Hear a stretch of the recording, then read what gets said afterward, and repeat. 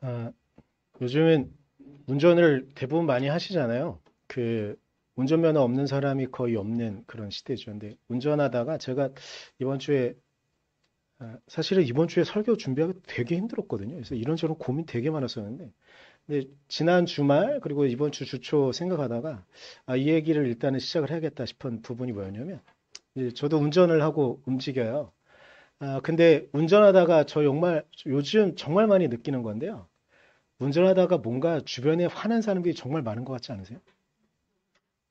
그리고 저도 저만 그런 건 아니었으면 좋겠긴 한데 그래야 저도 좀 편하니까. 저도 운전하다가 화가 나거든요. 그래서 막 왜 이렇게 껴들어? 막 양보하기 싫고. 그리고 저도 껴들 때 있잖아요. 이 정도 좀 양보 안 해주나? 그렇죠. 근데 요즘 뭔가 한국 사회만 그런 건지 잘 모르겠지만 전 세계적으로도 다 그런 것 같고 뭔가 다들 화가 나 있는 것 같아요. 뭔가 좀 작은 배려 이런 거. 그래서 지난주 주말부터 일단 한번 화를 참아보는 연습을 해보자. 그래서 골목을 들어갈 때도 천천히 진입을 해서 차가 있으면 그리고 이제 신호등이 없는 횡단보도가 있으면 사람이 있으면 기다려줘 보자. 근데 혼자 스스로 막 이런 거죠. 나 이제 정말 좋은 사람이 되고 있는 것 같아. 그런 마음이 들긴 했는데 여러분들은 운전하시면서 어떤지 잘 모르겠습니다. 요즘 세상이 정말 그런 것 같아요. 정말 성난 사람들이 많아요. 근데 우리도 또한 거기 안에 휩쓸려 가서 우리도 정말 쉽게 흥분을 하고 화를 내죠. 아, 일단 시작은 이렇게 시작을 하고요. 오늘 본문으로 좀 들어가서 북이스라엘이 남유다보다 먼저 멸망해요. 그리고 대략 한 200년 정도가 지나고 나면 오늘 본문에 나오는 상황이 오게 돼요. 이제 남유다마저도 멸망하게 됩니다. 그런데 제가 이번 주에 이제 새벽 예배 특히 이제 역대 하위에 있는 말씀들을 쭉 보면서 계속 점진적으로 쌓여져 있는 부분들이 있었는데 북이스라엘의 멸망의 책임은 남유다에 분명히 좀 있어요. 물론 북이스라엘이 잘했다는 건 아니긴 하지만 남유다에도 책임이 좀 있거든요. 아하스 왕 때였었어요. 아하스 왕 때 원래 이제 우리도 제가 이제 새벽 말씀 보다가 딱 그랬는데 한 아하스 왕 때가 되면 북이스라엘과 남유다가 분열하고 난 다음에 150년 정도가 지난 때쯤이었거든요. 150년이 조금 지난 그쯤에 아하스가 남유다의 왕으로 등극을 하게 돼요. 근데 뭐 말씀을 묵상하다 무슨 생각이 들었냐면 우리도 그렇구나. 우리도 저희 어렸을 때는 우리의 소원은 통일 이 노래를 부르면서 남북 통일을 꿈꿨잖아요. 근데 점점 요즘 젊은 세대들은요, 굳이 힘든데 뭐하러 남북 통일해 이러거든요. 근데 150년의 시간이 지났다고 한번 생각을 해보세요. 이제 분단하고 70년, 73년, 그 정도 75년? 이 정도 되어 온 거예요. 근데 이 정도에도 이제 젊은 세대들은 그런 걸 굳이 왜 해? 이런 생각을 하는데 150년에 지금보다 딱 두 배의 기간이 지났다고 생각을 해보세요. 북이스라엘과 남유다 한 언어를 써요. 문자도 같이 써요. 어쩌면 정말 우리랑 비슷해요. 근데 저 북쪽에 있는 사람들이 우리 되게 좀 싫지 않나요? 그쵸? 남유다도 그랬을 거예요. 근데 이때는요, 우리는 지금 보면 국력이 남쪽이 우세하잖아요. 근데 분열 왕국 때에는 주로 북이스라엘의 국력이 우세했거든요. 남유다는, 남유다가 북이스라엘보다 국력이 우세했던 시기는 그렇게 길지 않아요. 별로 많지도 않고, 왕들마다 좀 다르긴 하지만, 주로 북쪽이 우세했거든요. 근데 이제 150년도가 지나고 나면 북이스라엘이요. 세계 정세를 파악하다가, 아, 지금 발흥하고 있는 아수르 혹은 성경에는 아시리아라고도 표현하기도 하고 시리아라고도 표현하고 있는 그 세력이 이게 표현이 다 다른 이유는 왕마다 조금씩 다르기 때문에 표현이 다른 거니까 그냥 같은 거라고 생각하시면 돼요. 이제 아수르가 막 발흥하고 있는 거예요. 근데 북이스라엘이 생각했을 때에는 이 아수르가 발흥하고 있는 게 자신들에게 이익이 되지 않아요. 그래서 항상 그 당시의 강국이었던 이집트에게 도움을 요청해요. 아수르가 우리를 공격하러 올지 모르니, 우리가 무너지면 당신들한테 간다. 그러니까 아마 이런 논리로 말했을 거라고 생각하는 거예요. 그러니 우리와 연합해야 된다. 그래서 아수르가 성장하고 있는 걸 조금은 꺾어주거나 이래야 된다. 이렇게 요청하게 돼요. 그래서, 근데 이게 정말 150년의 기간이 문제가 뭐냐면요. 그냥 그러면 그렇게만 하면 되잖아요. 근데 중간에 어디가 있냐? 유다가 있잖아요. 그러니까 이집트가 지금 명칭으로 하면 다마스쿠스예요. 그리고 성경에는 다메섹으로 표현되어져 있는 국가예요. 다메섹과 연합해가지고 이집트는 일단 두고 북이스라엘이 다메섹과 연합해서 남유다를 치러 와요. 근데 남유다는 정말 힘이 없었거든요. 이때 아하스 왕 때였는데 결국은 아하스도 쳐들어온다는 얘기를 듣고 군사를 소집하고 막 이렇게 전쟁에 나갔지만 국력이 약했던 남유다는 엄청 져요. 단번에 무너져요. 그리고 정말 수없이 많은 포로가 잡혀가거든요.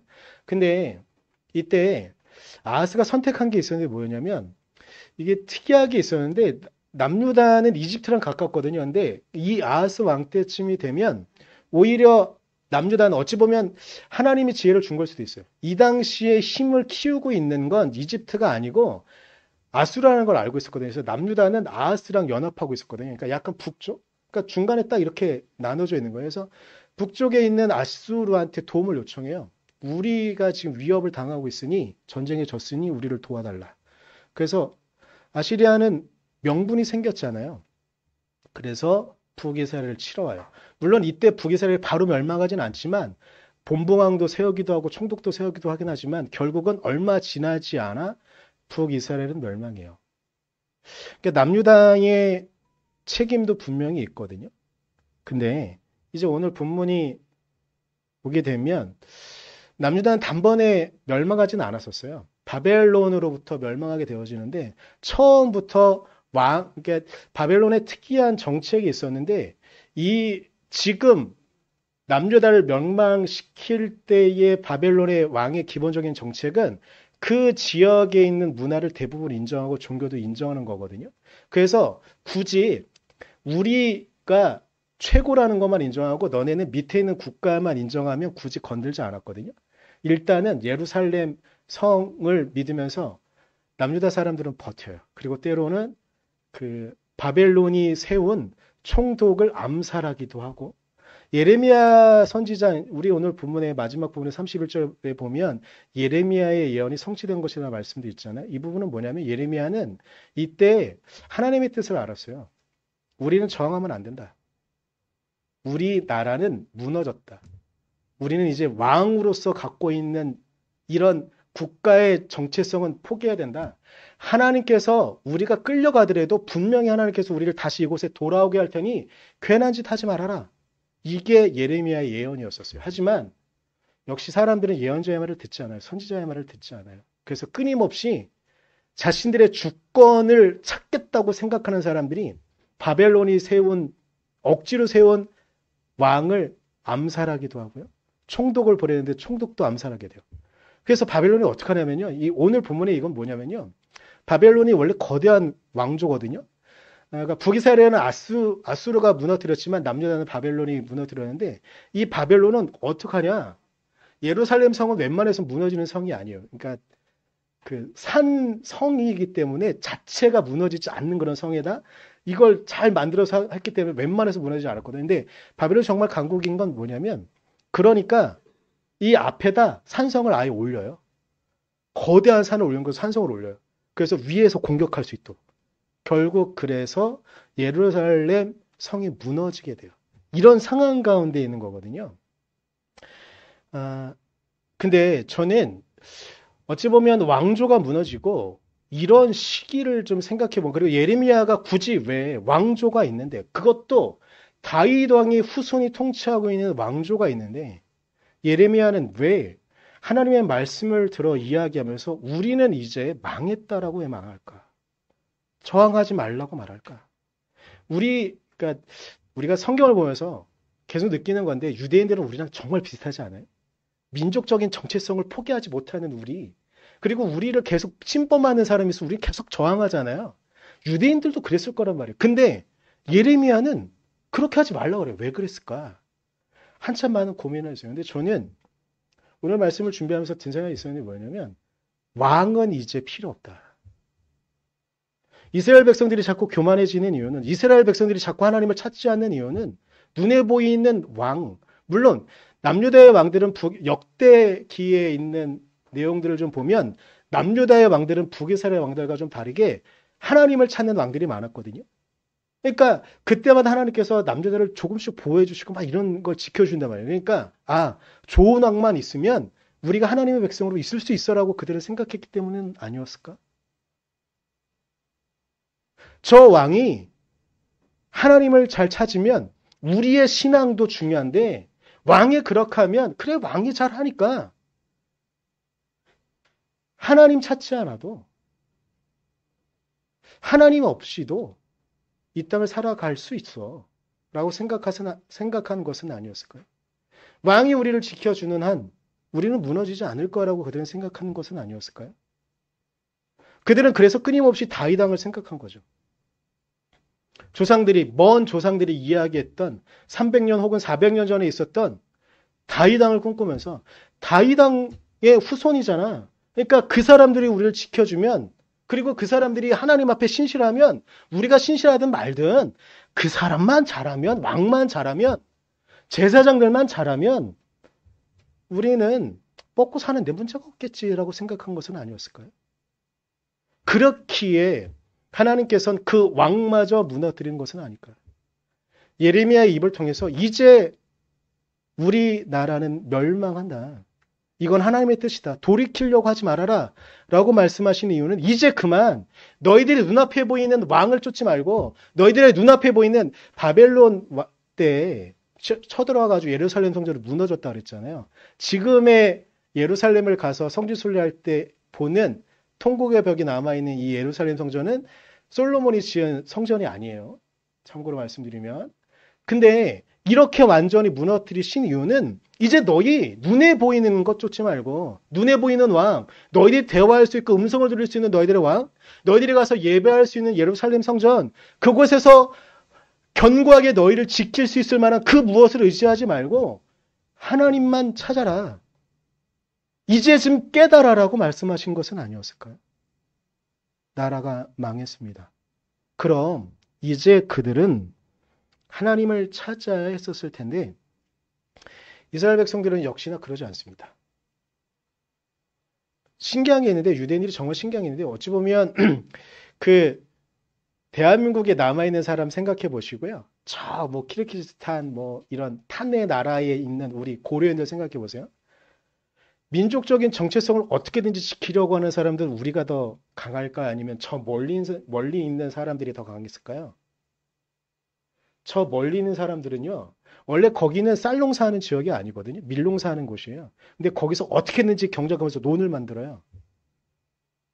그리고 거기서 어떻게든지 김치를 만들어요. 그리고 그 당시쯤에 재미있는 게 있는데 하와이에요. 배추가 없거든요. 그러니까 하와이에 이주한 우리 조선 사람들이 뭐 어떻게 했냐면 양배추로 김치를 담았어요. 그리고 또 그 독일의 파독 광부들 있잖아요. 그 당시의 얘기들을 좀 들어보면 독일에 김치가 어디 있어요. 배추가 있어야 김치를 담잖아요. 그러니까 그 양념에 어떻게든지 만들어가지고 똑같이 양배추로 김치를 만들어보면서 맛이 난다. 왜 이렇게 김치에 우리를 놓지 못하는지. 근데 제가 이 말씀 왜 드리냐면 이렇게 바벨론에 의해서 남유다가 멸망하잖아요.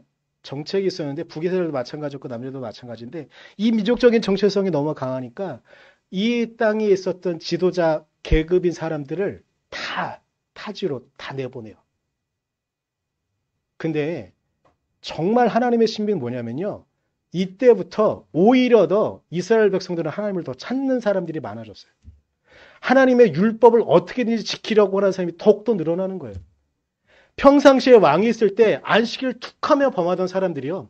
어떻게든지 안식일을 지키며 그리고 그들의 평생의 꿈이 있었는데 저 멀리는 스페인까지도 잡혀갔던 이 사람들이요. 평생의 꿈이 뭐냐?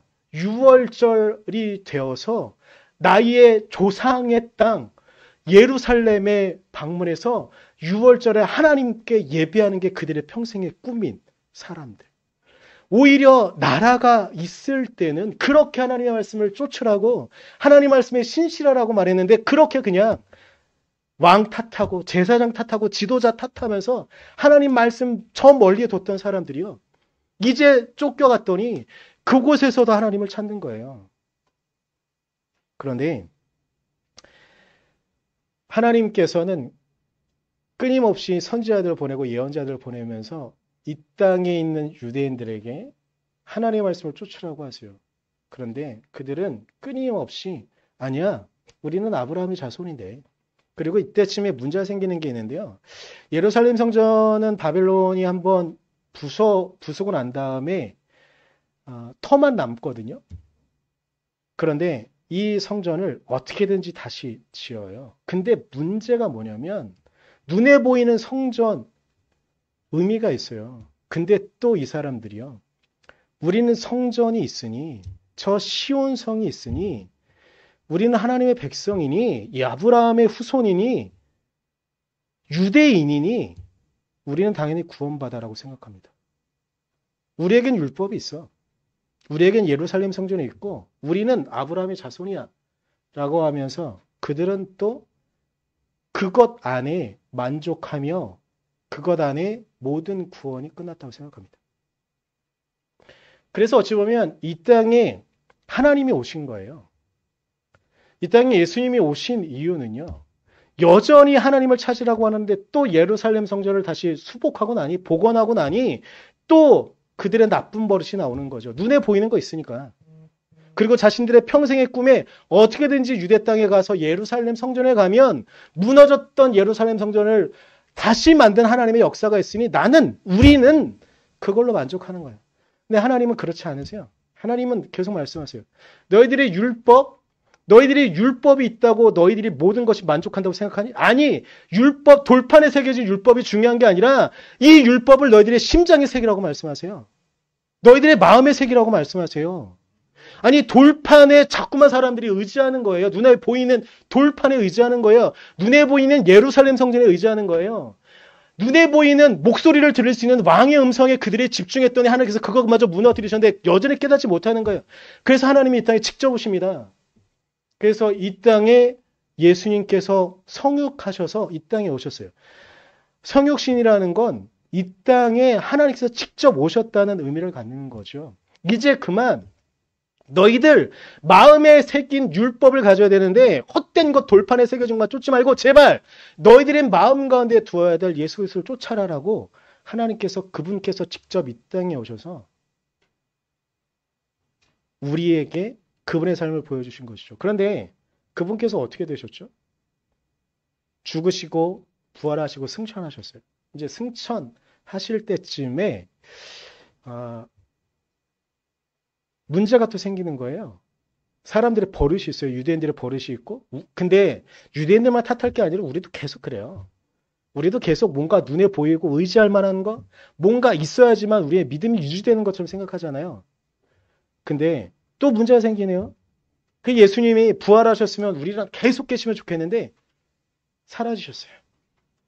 이상하게 말하면 사라진 거고 정상적으로 말하면 승천하셨어요. 근데 예수님께서 승천하시기 전에 요한복음의 제자들에게 그리고 우리들에게 말씀하신 게 있는데 요한복음 14장 26절 넘어가라. 네.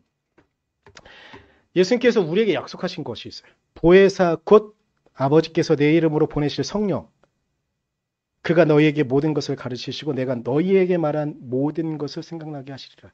이제 예수님은 눈에 보이지 않지만 눈에 보이지 않는 성령을 우리에게 약속하신다는 거예요. 보혜사라는 단어는 한자 표현인데요. 중보자 혹은 우리의 것들을 대변해 주는 사람 혹은 카운셀러 같은 그런 역할을 한자로 표현한 게 보혜사예요. 그러니까 예수님께서 말씀하시는 보혜사는 우리의 마음과 우리를 끊임없이 대화하도록 하나님과 대화하고 하나님을 만나게 하시는 분으로 예수님께서 우리에게 약속하신 것이죠. 근데 이 표현이요. 사도 바울이 너무 잘 정리해 놓은 게 있는데 로마서 8장 26절에는요. 성령의 역할을 이렇게 말해요. 이와 같이 성령도 우리의 연약함을 도우시나니 우리는 마땅히 기도할 바를 알지 못하나 오직 성령이 말할 수 없는 탄식으로 우리를 위하여 친히 간구하시느니라. 아멘. 성령께서요, 우리가 도저히 말할 수 없는 고통 상황 가운데 우리가 정말 아프고 힘들면 악 소리만 하고 아프다는 말도 못하지 않을 때가 있지 않나요? 그래, 어느 날 정말 우리의 모든 상황이 다 막혀서 기도할 수 없는 상황이 올 때가 있어요. 기도하려고 하는데 눈물만 나고 기도가 나오지 않는 상황들이 있어요. 근데 그때 사도 바울은 이 보혜사의 이 개념을 정말 너무나 탁월하게 설명하고 있어요. 말할 수 없는 탄식으로 내가 기도하지 못하는 그 상황 가운데 말할 수 없는 탄식으로 나를 위하여 대신하여 기도해 주시는 분. 제가 이번 주 말씀을 준비할 때 제가 힘들었다고 말씀을 드렸잖아요. 제가 말씀을 준비하는 패턴이 어떻게 되냐면 보통은 저희 교회는 올해 계속 이제 성경을 읽는다고 말씀드리니까 제가 주일이나 월요일쯤에 그 주에 성경 본문을 일단 쭉 다 읽거든요. 다 읽거나 아니면 시간이 없으면 대충 어떤 내용이 있다만 확인을 해놔요. 그리고 하루에 3장에서 4장, 짧을 때 2장 이렇게 보는데 거기에 있는 핵심 구절 같은 걸 한 절을 적어놔요. 그렇게 하고 새벽에 해요. 그리고 보통 월요일쯤에 설교 이렇게 새벽 예배나 주일 준비를 딱 하고 나면 주일날 이렇게 가겠구나 생각을 하게 되거든요. 정리를 할 수 있어요. 근데 이번 주는 그게 안 되는 거예요. 그러니까 오늘은 성령 감림절 혹은 오순절 이렇게 중요한 날이에요. 오늘 정말 중요한 날이거든요. 왜 중요한지 그 말씀드릴게요. 하여튼간 정말 중요해서 오늘 그 이야기를 해야 되는데 흘러가지가 않는 거예요. 너무 어려운 거예요. 제가 이번 주에도 일이 정말 바빴거든요. 너무 많았었어요. 뭐 어디도 갔다 오고 막 이래야 됐었어요. 근데 제가 보통은 금요일, 토요일 날 밤을 새면서 설교를 준비하는데 정말 말할 수 없는 탄식이 터져 나왔어요. 하나님 어떻게 해야 되죠?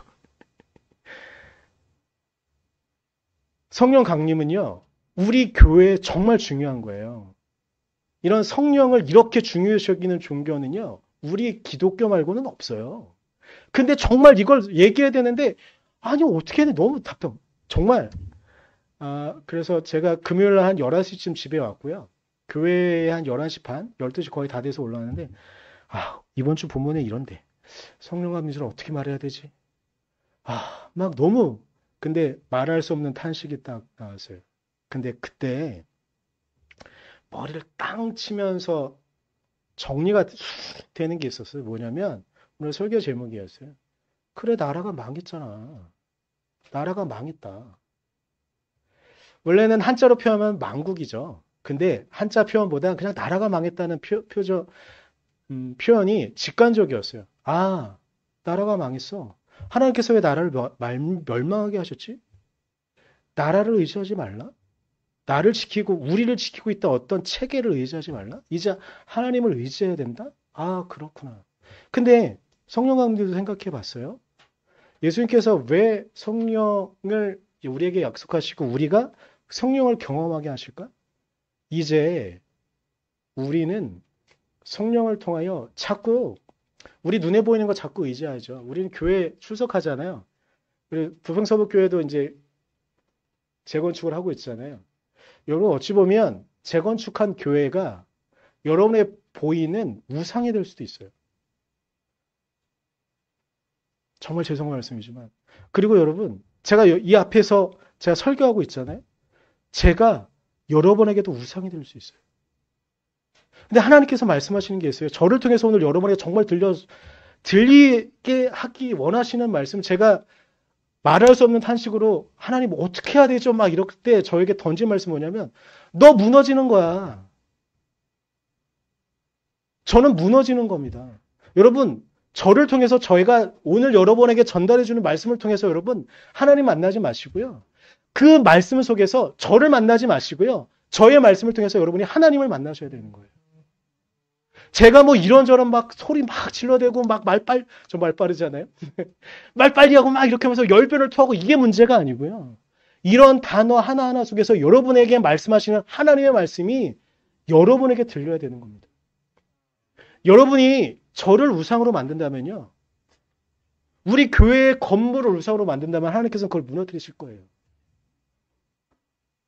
그렇게 여러분이 우상을 만들어내고 자꾸 다른 것들을 세우는 걸 하나님께서는 아셨기 때문에 예수님마저 승천시키신 이유는 하나님이신 부활하신 그분이 이 땅에 지금까지 살아서 우리에게 말씀하시면 얼마나 도움이 될까 싶죠? 아니요. 우리는 곧 그분을 우상으로 만들었을 거예요. 그래서 눈에 보이지 않는 성령을 통하여 우리를 끊임없이 예수를 만나게, 하나님의 말씀을 만나게, 하나님의 사랑을 만나게 하신 거라고 저는 확신하며 믿습니다. 여러분, 우리 개신교 교리 중에 카톨릭 교리이기도 하고 한데 정말 난해하고 문제가 되는 교리가 하나 있는데 삼위일체라는 거예요. 여러분, 삼위일체가 이해되시는 분이 있으세요? 저는 목사이고 신학 공부하긴 하지만 좀 나태한 신학자의 태도가 좀 있어요. 뭐냐면 일단 이해가 안 되는 거면 그래 일단 이해가 될 때까지 기다려보고 지금 당장 이해 안 되면 언젠가 이해를 해주시길 이를 바라면서 그런 태도가 좀 있거든요. 근데 삼위일체의 교리는 저에게는 정말 이해하기가 너무 어려운, 사실은 신학교에서도 그리고 많은 목사님들이 이런저런 설명을 하는 것들도 있는데 그건 삼위일체가 믿어지면 그 논리는 이해가 되어지지만 삼위일체가 믿어지지 않는 사람들에겐 그 논리는 다 의미 없는 논리거든요. 저도 그랬어요. 아니요, 뭐 교수님도 이런저런 이야기도 하고 물에 대한 이야기도 하고 빛에 대한 이야기도 하긴 하는데 그래 그건 믿는 사람에겐 이해가 되는 부분이지만 믿지 않는 사람도 뭐 어떻게 되지?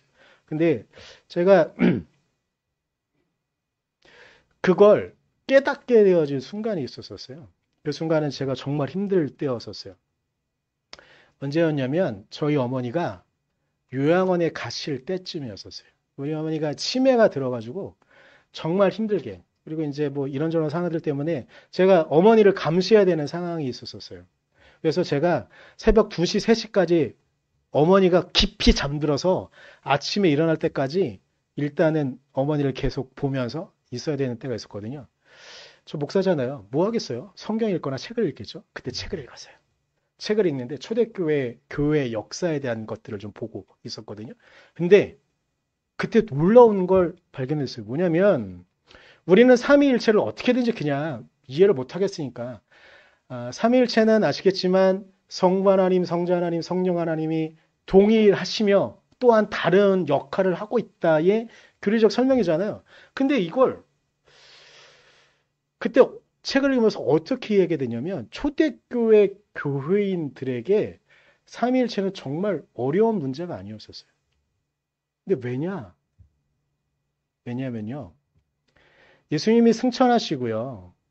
초대교회가 교회의 형태를 갖추기 시작한 게 2세기 초반, 1세기 말에도 그냥 어찌 보면 가정교회 같은 그런 역할이었지만 1세기 후반, 그리고 막 교회 주변에 교회를 향한 핍박이 엄청 넘쳐날 때쯤. 근데 정말 신기한 게 있는데 뭐냐면요. 그들은 예수 그리스도를 주로 고백하는 순간 모든 사람이 그런 건 아니었겠지만 성령의 강한 임재를 느껴요. 이 당시에는 삼위일체의 개념이 없을 때였었어요. 근데 2세기 후반만 2세기 초반만 하더라도요. 100 몇 년 때만 하더라도 예수님을 직접 본 사람이 있거나 혹은 예수님을 직접 본 사람의 이야기를 들은 사람이거나 정도가 되잖아요. 근데 2세기 초반이 됐는데도요. 예수님이 살아계신 것처럼 느껴지는 사람이 정말 많았던 거예요. 그들이 기도할 때 강한 성령의 임재를 느껴요. 나는 예수님을 만난 적이 없는데 기도하면서 성령의 간구를 오순절 그 다락방에서 기도했던 것처럼 우리가 뜨겁게 하나님께 간구하며 기도하니 우리가 정말 불이 임하는 게 느껴지네. 우리의 가슴이 뜨거워지는 걸 느껴지네. 심지어 일상생활을 살아가는데 우리는 정말 힘들고 어려운데 먹을 게 없었는데 갑자기 내가 누구한테도 말하지 않았는데 누가 나에게 먹을 걸 갖다 주네. 위기에 처해 있는데 그 위기가 기도하며 간구했더니 모면되어졌네. 병든 사람이 있었는데 이 병든 사람을 위하여 우리가 간구하며 기도했더니 정말 여러분 지금이야 의학이 넘쳐나지만 그 당시에 병 걸린 사람이 낫는다는 게 열병 하나만으로 감기 하나만으로도 죽던 그 시절에 그들을 위해 기도했더니 낫네. 아, 예수 그리스도는 그저 나의 아버지가 나의 할아버지가 말한 분이 아니라 오늘도 내가 기도하면 나의 기도를 들어주시는 분이네. 그 예수 그리스도는 하나님이 보내셨네. 이 세 분은 같은 역할을 하면서 같이 움직였던 거예요. 그걸 신학적으로 정리한 게 삼위일체였던 거예요. 그걸 자꾸 막. 근데 여러분, 삼위일체는요. 우리가 성령의 임재를 경험하면 하나님께서 나를 이끌어 주신다는 걸 경험하면 논리적으로 설명할 필요 없고요. 삼위일체는 그저 경험하면 되는 거예요. 그 하나님이 우리를 이끌어 주고 계신다. 또한 성령이 나의 삶을 이끌어 주고 계신다. 그런데 마지막으로 하나 우리가 오해를 고쳐야 될 부분이 있어요. 우리는 80년대의 뜨거운 시기를 보내면서 성령을 오해를 정말 많이 했는데 뭐냐면 성령을 귀신으로 만들어 버렸었어요. 물론 그걸 회복하기 위해서 정말 많은 노력도 했고 하긴 했지만 80년대 뜨거운 교회가 성장했잖아요. 그때 정말 많은 사람들이요 성령을 귀신처럼 다뤘어요. 어떤 거냐면요. 성령 받아라 이 찬양하면서 저는 그 찬양이 맞다고 생각하는데 전 좋아해요. 근데 사람들이 이 찬양하면서 빠지는 게 있는데 오해하는 게 있는데 뭐냐면 성령 받으면 모든 문제가 해결되어지는 것처럼 일도 잘 되고 성령 받으면 내가 귀신도 쫓아낼 수 있고 내가 아니요? 그렇지 않아요. 제가 오늘 마지막으로 인용할 본문인데 마태복음 4장 1절인데요. 예수님께서 성령에 이끌리신 거예요. 근데 성령에 이끌려서 어떻게 되냐면요. 마귀에게 시험을 받으러 광야에 가사라고 하세요. 성령 받으면요. 마귀에게 시험 받으러 가는 거예요. 그리고 내 삶의 문제들이 드러나는 거예요.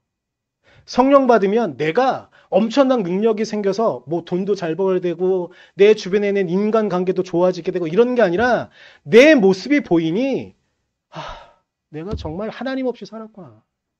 내가 하나님 아닌 다른 우상들을 쫓아다녔구나를 아는 거예요. 예수님이요.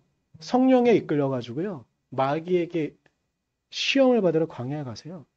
그때 예수님이 당하신 게 뭐예요? 우리들이 욕망하는 것들을 예수님께서 경험하셨잖아요. 권력을 쫓죠. 먹는 걸 쫓아요. 우리의 명예를 쫓아요. 우리 그러지 않나요? 근데 80년대 그 뜨거운 성장을 느끼면서 교회가 빠진 잘못은 성령을 귀신처럼 쓰는 거예요. 그래서 예수님은 권력을 쫓는 것이 아니라 먹는 것을 쫓는 것이 아니라 명예를 쫓는 것이 아니라 라고 말씀하셨는데 우리는 성령 받으면서 권력을 취하려고 하고요. 돈을 취하려고 하고요. 먹는 것을 취하려고 하고 먹는 명예를 취하려고 하는 거죠. 우리는 다시 한번 하나님 앞에 우리가 어떠한 존재인지 떠올려 봐야 됩니다. 나라가 망했습니다. 그래서 성난 사람들 말씀, 제가 처음 시작에 성난 사람들 말씀드리는 이유는 그래서 한번 우리 성령 받은 사람은 어떤지 한번 만들어 봤으면 좋겠습니다. 주변에 자꾸 분노가 넘쳐나잖아요. 제가 이렇게 말씀을 준비하다가 어제 이제 그 오전에 교회에 있다가 오후에 딱 집에 갔는데 손을 닦으려고 이렇게 했는데 샤워 물을 틀었는데 물이 빡 떨어지는 거예요. 왜 떨어졌는지 아시겠죠? 샤워기 연결되어져 있는 게 이렇게. 평상시 같으면 제가 분명히 화를 내야 됐거든요. 제가 성격이 좀 모나서.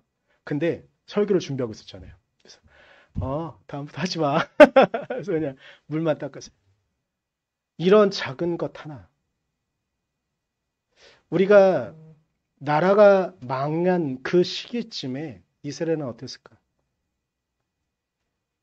우리의 삶에 위기가 다가오고 성난 사람들이 넘쳐나는 이 시기 가운데 우리는 조금 이 화를 낮출 수 있는 조금은 더 우리가 하나님의 나라를 살아가는 성령 받은 사람은 예수를 쫓는 사람은 하나님의 사랑 안에 사는 사람은 어떠한 것인지 조금이라도 좀 찾아보며 노력해 볼 수 있는 우리가 되어줬으면 좋겠습니다.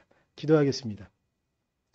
하나님 우리가 하나님 은혜 안에 하나님 말씀 안에 있기를 간절히 소망하니 우리의 삶이 하나님 은혜 안에 있게 하시고 우리의 말씀이 아버지의 말씀을 따라 하나님의 은혜를 따라 나아갈 수 있도록 북이스라엘도 멸망하고 남유다도 멸망한 그 상황 가운데도 이스라엘 백성들은 끊임없이 왕을 찾고 예루살렘 성전을 또 만들고 또 그것을 다시 우상으로 만들었던 그들. 하나님, 우리는 그러지 않도록 우리는 온전히 하나님만 마음에 두며 온전히 예수 그리스도만 쫓아가며 온전히 성령의 임재를 기대하며 그렇게 우리를 이끌어 가시는 하나님 은혜 안에 우리의 삶을 살아갈 수 있도록 우리를 지키시고 이끌어 주시옵소서. 그렇게 하나님께서 우리를 이끌어 주실 줄 믿으며 감사드리며 예수님의 이름으로 기도드렸습니다. 아멘.